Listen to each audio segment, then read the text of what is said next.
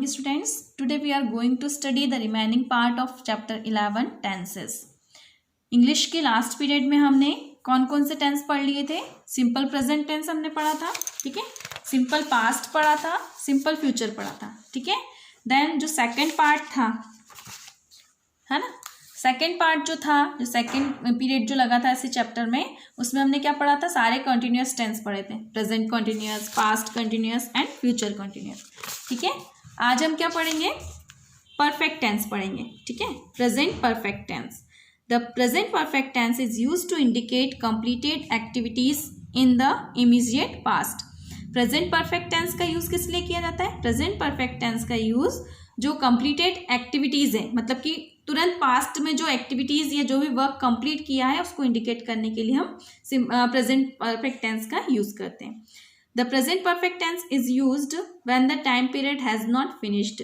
Present perfect tense का use कब किया जाता है? जब टाइम पीरियड फिनिश नहीं हुआ हो, ठीक है। जैसे I have seen 3 movies this week, मतलब इस वीक में मैं 3 मूवी देख चुका हूँ, ठीक है। अब यहाँ पर एक चीज ध्यान रखना, आपको इजी पड़ेगा।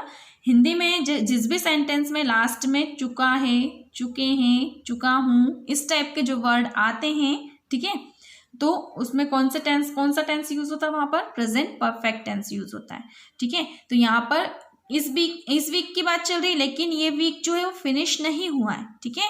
This week has not finished yet, ठीक है। तो वहां पर हम जब टाइम पीरियड फिनिश नहीं हुआ हो तब हम कौन सा टेंस यूज करते हैं? प्रेजेंट परफेक्ट टेंस यूज करते हैं।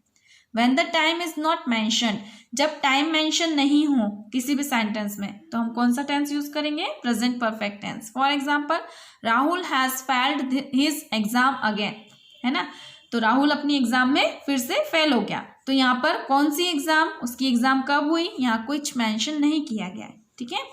Then when the time is recent, जब रिसेंट की बात चल रही हो, ठीक है, तो मतलब हाल ही की, है ना, तब भी हम इस टेंस का यूज करते हैं। जैसे my father has just arrived in Delhi, है ना, जस्ट अराइव मतलब तुरंत, अभी, ठीक है, दिल्ली पहुंचे, ठीक है।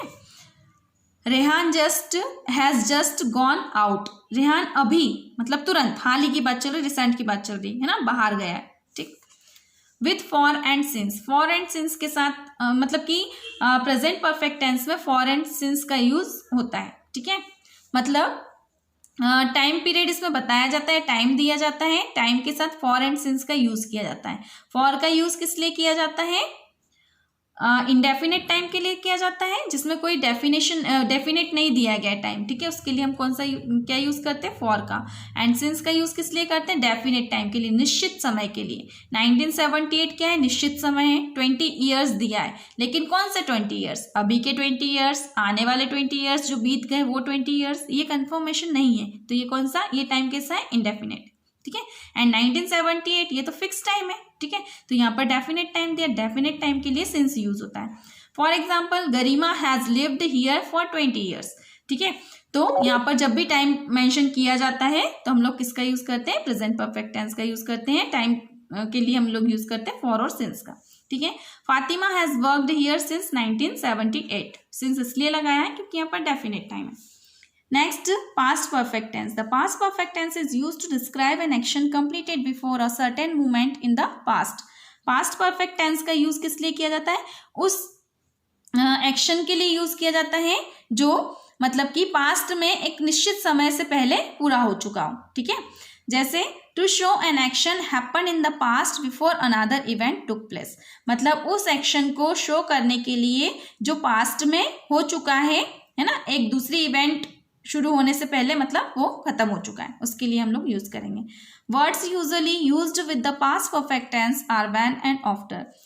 पास्ट परफेक्ट टेंस जो है ना, उसमें हम कौन से वर्ड का यूज करते हैं? व्हेन एंड आफ्टर का यूज करते हैं। For example, they had already finished their dinner when I arrive to join them. अब यहाँ पर देखो 2 एक्शन है, 2 इवेंट है। एक तो उन्होंने अपना जो है डिनर फिनिश किया है और दूसरा I arrive to join them. तो मैंने बोला था कि दूसरा वाला जब एक्शन शुरू नहीं होता उससे पहले कोई सा एक्शन खत्म हो जाता है, कोई कार्य फिनिश हो जाता है, उसके लिए हम पास्ट परफेक्ट टेंस का यूज करते हैं। तो ये वाला पहले हो गया, तो हमने कौन से टेंस का यूज किया? पास्ट परफेक्ट का। जैसे they had already finished their dinner, मतलब वो अपना डिनर पहले ही खत्म कर चुके थे। व्हेन, जब मैं उनके पास पहुंचा या उनको ज्वाइन किया। ठीक है, नेक्स्ट क्या है? Word such already, just, as soon as are also used with the past perfect tense. Past perfect tense के साथ इन वर्ड्स का भी यूज किया जाता है। For example, I already stopped raining, sorry, it had already stopped raining when I bought an umbrella.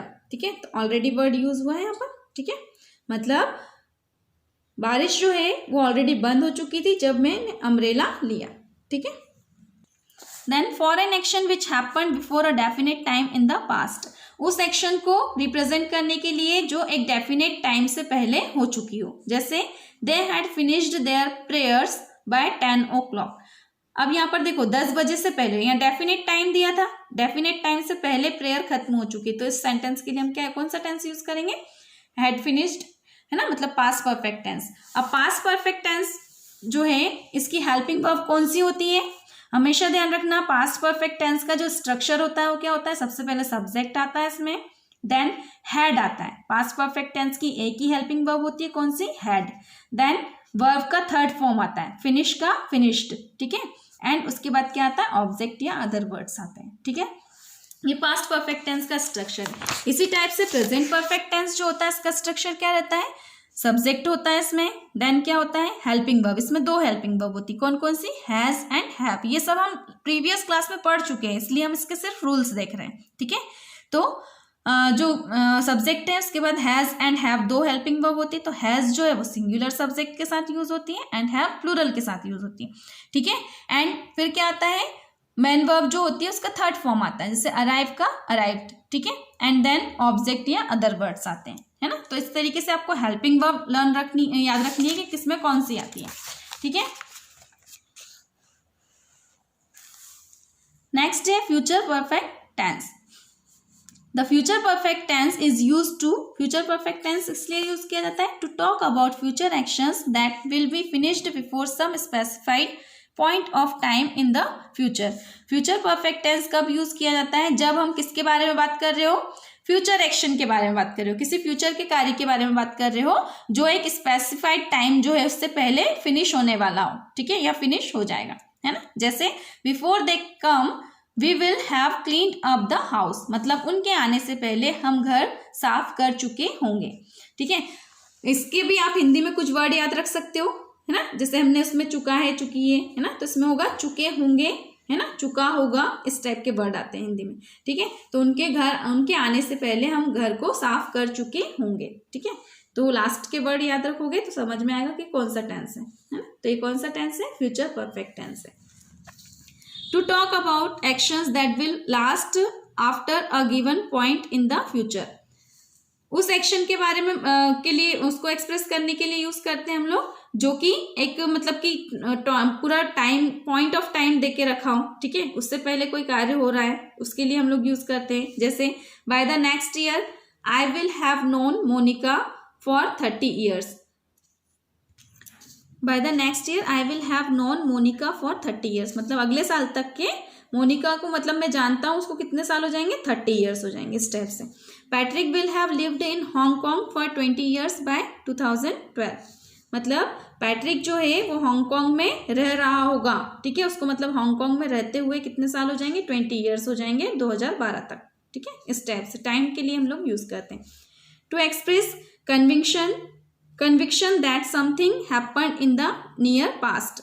ठीक है, पूर्व धारणा जो होती है उसको एक्सप्रेस करने के लिए हम लोग यूज करते हैं। ठीक है, जो पास्ट में हुई हो, है ना। जैसे the train will have left by now, मतलब ट्रेन अभी तक तो निकल चुकी होगी। ठीक है, इस टाइप से, मतलब पास्ट की बात आ गई उसमें, है ना।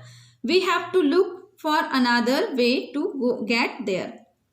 ठीक है, मतलब हमको दूसरा तरीका ढूंढना चाहिए वहां तक पहुंचने के लिए। ठीक है, इस टाइप से ये टेंस यूज होता है। ठीक है, तो इसकी हेल्पिंग वर्ब आप याद रखिएगा क्या होती है? Will have. ठीक है, सब्जेक्ट विल हैव वर्ब का थर्ड फॉर्म। ठीक है, तो ये हुआ हमारा परफेक्ट टेंस। ठीक है, नेक्स्ट पीरियड में हम परफेक्ट कॉन्टिन्यूअस टेंस के बारे में रीड करेंगे। ठीक है, तो आपको इन सब की हेल्पिंग वर्ब याद रखना है और कौन सा टेंस कब यूज किया जाता है उसके रूल्स आपको याद रखना है। Thank you.